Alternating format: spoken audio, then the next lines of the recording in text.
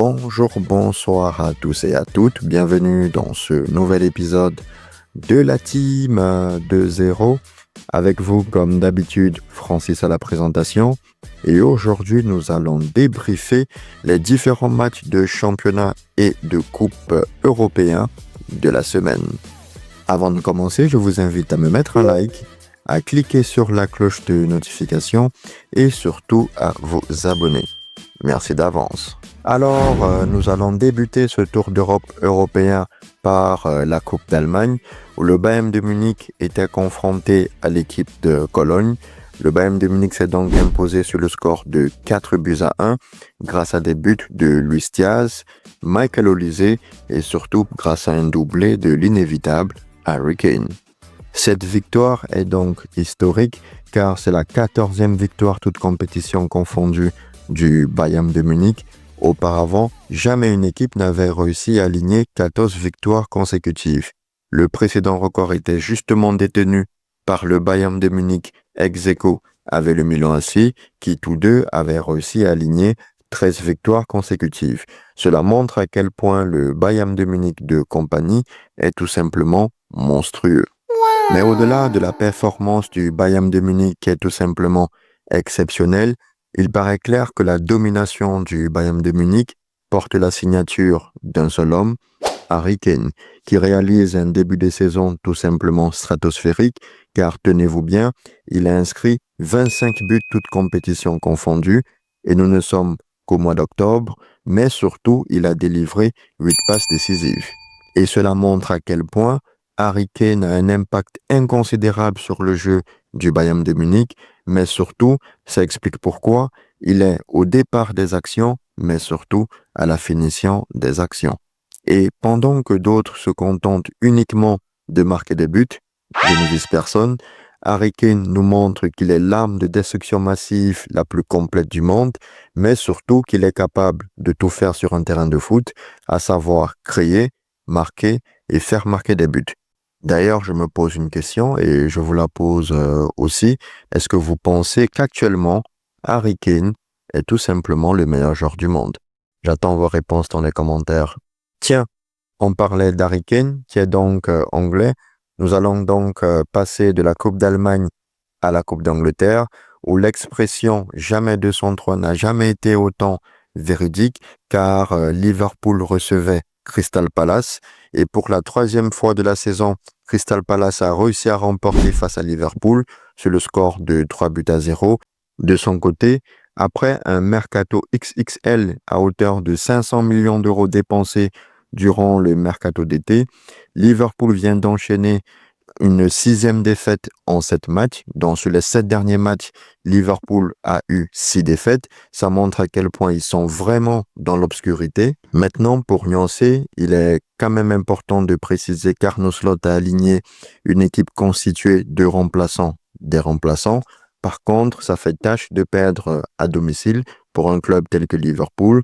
Et il n'en demeure pas moins que la saison dernière, certes, Liverpool a gagné la Première Ligue, mais beaucoup d'observateurs estimaient que Arne Slot a gagné avec l'équipe qui avait été constituée par Jürgen Klopp. Là, cette saison, c'est lui-même qui a choisi son effectif, car il faut savoir qu'en Angleterre, l'entraîneur est à la fois coach et surtout manager, dont il a un droit de regard sur les joueurs qui sont recrutés et les joueurs qui doivent s'en aller. Et il paraît clair qu'actuellement, la mayonnaise ne prend pas. Et comme vous le savez, les clubs anglais sont impitoyables entre eux. La moindre erreur ou alors la moindre faiblesse, c'est paye cash. Une autre équipe qui était de sortie lors de cette Coupe d'Angleterre, il s'agit des Gunners d'Arsenal, qui ont respecté leur rang face à Brighton. Victoire 2-0 grâce à des buts de Nwaneri et de Bukayo Saka. On va quand même noter la très bonne performance de Carlos Baleba malgré la défaite de son équipe. Et l'équipe de Mikel Arteta qui a aligné des Baby Gunners vient d'enchaîner une 8e victoire consécutive, toutes compétitions confondues. Il se pourrait bien que cette année soit l'année des Gunners d'Arsenal. En tout cas, ils sont bien partis pour. D'ailleurs, dites-moi dans les commentaires si vous pensez que cette année sera enfin l'année d'Arsenal. Les autres résultats de la Coupe d'Angleterre, Manchester City s'impose du côté de Swansea grâce à des buts de Jérémy Doku. Omar Marmouche, et Ryan Cherki a inscrit un but et une passe décisive. Plutôt très bon match de l'ancien Lyonnais. Chelsea, de son côté, s'impose à 10 contre 11 du côté de Wolverhampton dans un match assez explosif et tendu où Lian Delap a été expulsé. Victoire 4-3 des Blues de Chelsea. Et enfin, les Magpies de Newcastle se sont donc imposés à St. James Park face aux Spurs de Tottenham sur le score de 2-0 grâce à des buts de Fabian Schär et de Nick Woltemade, la jeune pépite allemande qui a inscrit un nouveau but. Malheureusement pour les Spurs de Tottenham, ils sont à nouveau éliminés et c'est un nouveau match sans un but de Randal Colomoni qui apparemment marque uniquement des buts lorsqu'il joue en équipe de France. Alors, de l'Angleterre à l'Italie, nous allons tout simplement nous diriger du côté de la Serie A italienne où le championnat était d'actualité cette semaine avec notamment la sortie du champion en titre, le Napoli, qui se déplaçait du côté de Lecce. Ce fut un match assez difficile et assez compliqué, tellement compliqué que Lecce a loupé l'occasion d'ouvrir le score sur penalty stoppé par le gardien napolitain Milenkovic-Savic. Et comme d'habitude, le Napoli a été sauvé par le meilleur joueur du championnat d'Italie, et je le répète haut et fort, l'actuel meilleur joueur du championnat d'Italie se nomme Franck Zambo Anguissa, et il est camerounais, qui a délivré le club napolitain grâce à son but, ce qui permet au club napolitain de garder la tête du classement. Zambo Anguissa est tout simplement extraordinaire depuis le début de saison. Sa collaboration avec Kevin De Bruyne et McTominay se passe à merveille. Il a déjà été élu 4 fois homme du match en 9 rencontres de Serie A. Le moins que l'on puisse dire, c'est que le milieu de terrain camerounais est tout simplement dans une autre planète. D'ailleurs, dites-moi dans les commentaires, soyons fous, est-ce qu'actuellement vous ne pensez pas que Franck Zambo Anguissa fait partie des meilleurs milieux de terrain du monde? J'attends vos réponses dans les commentaires. Alors, si le Napoli conserve la tête de la Serie A, c'est tout simplement parce qu'ils sont talonnés de près par l'AS Roma qui s'est imposé 2-1 contre l'équipe de Parme. Le club de la Louve qui est coaché actuellement par Gasperini, ancien entraîneur de l'Atalanta Bergame, qui fait un travail exceptionnel du côté de la Roma, a ex-aequo de points avec le club napolitain et tous les deux sont donc premiers au classement de Serie A. De son côté, l'Inter de Milan avance dans l'ombre, victoire 3-0 face à l'équipe de la Fiorentina, grâce notamment à un doublé de Çalhanoğlu. Le club Nerazzurri semble moins dominant, mais n'en demeure pas moins qu'il reste à portée de tir des deux autres clubs en tête du championnat, car ils ont juste 3 points de moins que le Napoli et la Roma. De son côté, le Milan AC n'a pas pu faire mieux qu'un match nul contre justement le club de l'Atalanta Bergame. Le Milan AC a donc le même nombre de points que l'Inter de Milan. Tous les deux sont 3e et 4e de Serie A. Et enfin, nous allons terminer ce tour du championnat d'Italie avec la vieille dame. La Juventus de Turin s'est donc imposée 3-1 contre l'équipe de l'Udinese grâce à des buts de Vlahovic et de Kenan Yildiz notamment. Les joueurs Juventini ont attendu qu'Igor Tudor soit limogé pour enfin se réveiller. Elle est bonne celle-là, car avant cette victoire du club bianconeri, il restait sur une série de 8 matchs sans victoire, dont 4 matchs nuls et surtout 4 défaites.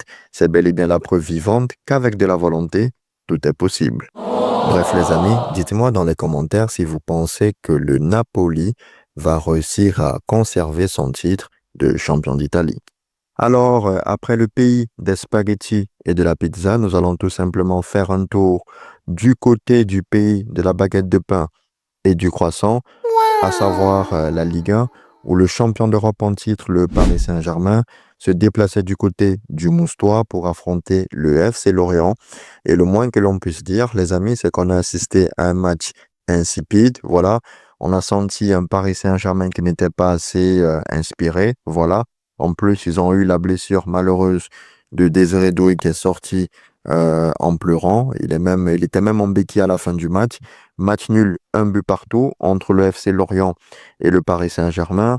Bon, il faut relativiser parce que lorsqu'on voit l'influx nerveux que le Paris Saint-Germain met à chaque fois qu'il joue des matchs de Ligue des Champions pour avoir les résultats qui sont les leurs. Je peux comprendre que dans des matchs à aussi faible intensité, ce soit difficile pour des joueurs d'un tel niveau de mettre le bleu de chauffe. Donc, il faut relativiser. Donc, match nul du Paris Saint-Germain, un but partout. Quoi qu'il en soit, le Paris Saint-Germain conserve la tête de la Ligue 1.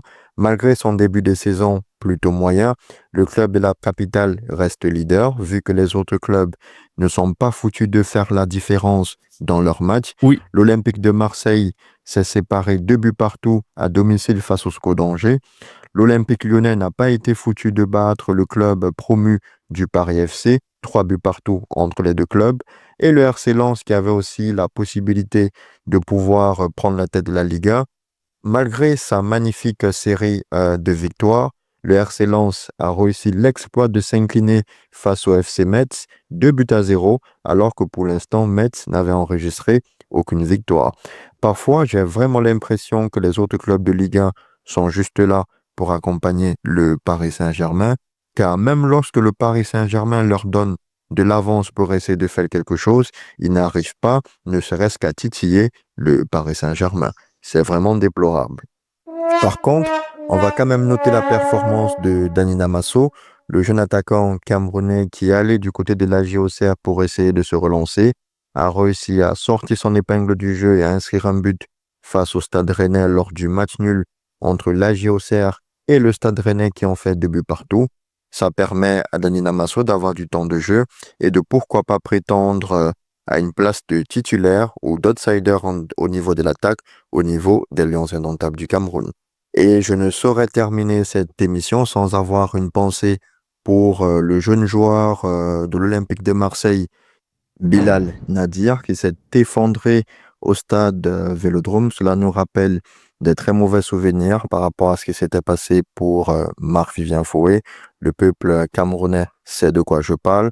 Et le joueur danois Eriksen, qui avait été aussi victime du même style de malaise. Quoi qu'il en soit, la team 2-0 lui souhaite un prompt rétablissement et on espère de tout cœur qu'il pourra revenir à son meilleur niveau. Bref, les amis, nous sommes donc arrivés au terme de cette émission. Je vous invite, comme d'habitude, à vous abonner, à cliquer sur la cloche de notification et surtout à partager afin que la team 2.0 puisse grandir. Prenez soin des vôtres.